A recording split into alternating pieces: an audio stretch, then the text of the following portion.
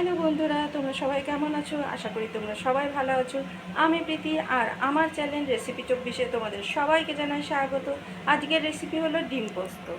সেজন্য আমি দুটো ডিম সেদ্ধ করে নিয়েছি, এখানে দুটো ছোট ছোট পেঁয়াজ কুচো করে নিয়েছি, কাঁচা লঙ্কা লাগবে, আর্ধেক টমেটো নিয়েছি, আর খানিকটা পোস্ত, আর এখানে সাদা তিল নিয়েছি।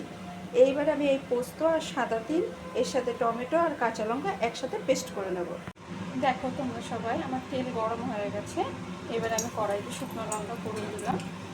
শুকনো লঙ্কাটা একটু ভেজে নেব। এবারে আমি একটুখানি কালো জিরা দিয়ে দিলাম।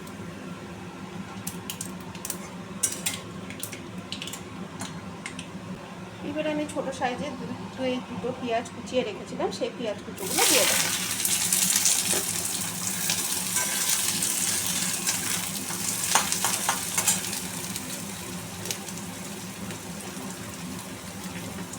পেঁয়াজটা আমি হালকা ভেজে নেব, তারপরে আমি ডিমটা দেবো। দেখো আমি পেঁয়াজটা একটু হালকা লাল লাল করে ভেজে নেব, যাতে যতক্ষণ পেঁয়াজটা একটু নরম না হচ্ছে ততক্ষণ একটু ভাজা ভাজা করে নেব। এই দেখো পেঁয়াজটা আমার হালকা ভাজা হয়ে গেছে। এইবারে আমি সেদ্ধ ডিমগুলোকে এর মধ্যে দিয়ে দেবো। দিয়ে আমি এটার সাথে একটু নাড়াচাড়া করে নেব।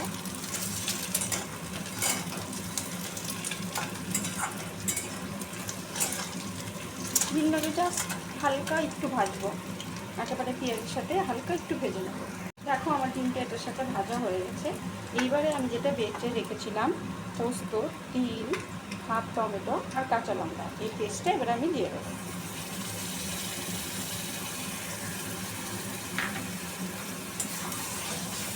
যতক্ষণ না পোস্তর কাঁচা গন্ধটা যাচ্ছে ততক্ষণ কষিয়ে নিতে হবে। আর এখন পরিমাণ মতো আমি লবণ দিয়ে দেবো।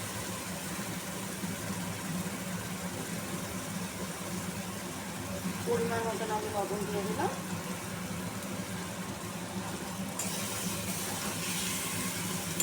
তোমরা কে কীরকম ঝাল পাও সেই দিকে ঝাল দেবে। আমি এখানে দুটো কাঁচা লঙ্কা দিয়েছি, আর এখানে আমি আর একটা গোটা কাঁচা লঙ্কা দিয়ে দিচ্ছি।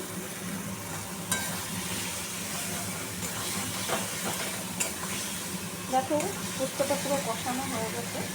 এইবারে আমি মিক্সি ধরে জলটা এখানে দিয়ে দেবো, যাতে আমার মশলাটা না লেগে যায়।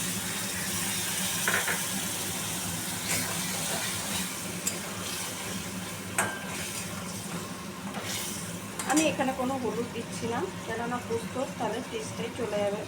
পোস্তর নিজেরই একটা আলাদা টেস্ট থাকে, তাই আমি এখানে কোনো হলুদ ব্যবহার করছি না। তোমরা চাইলে হলুদ দিতে পারো, কিন্তু আমি কোনো হলুদ দিচ্ছি না।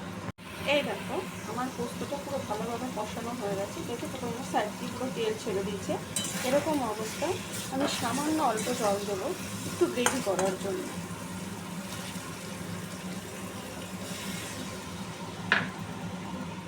এটা মাখামাখাই হবে, আমি সামান্য জল দেবো।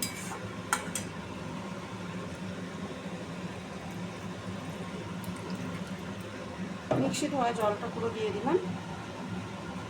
এবার আগুনটা একটু বাড়িয়ে দেবো। এবার আমি ঢাকনা দিয়ে ঢেকে দেবো। গ্রেভিটা একটু শুকিয়ে আসলে তারপরে আমি নামিয়ে নেব। এই দেখো এবারে আমি ঢাকনাটা সরিয়ে দেখবো। দেখো আমার ডিম পোস্ত হয়ে গেছে, উপর থেকে ভালো করে ছেড়ে দিয়েছি। এবার আমি এই উপর থেকে একটু কাঁচা সরিষার তেল দিয়ে দেবো। উপর দিয়ে একটু কাঁচা সরিষার তেল দিয়ে দিলাম। ব্যাস, আমার রান্নার ডিম পোস্ত কমপ্লিট। এই দেখো আমার ডিম পোস্তর ফাইনাল লুক তোমাদের দেখিয়ে দিলাম। তোমাদের কেমন লাগলো তোমরা জানিও আমাকে কমেন্টে। আর আমার চ্যানেলটাকে তোমরা লাইক করো, সাবস্ক্রাইব করে দিও, সঙ্গে থেকো।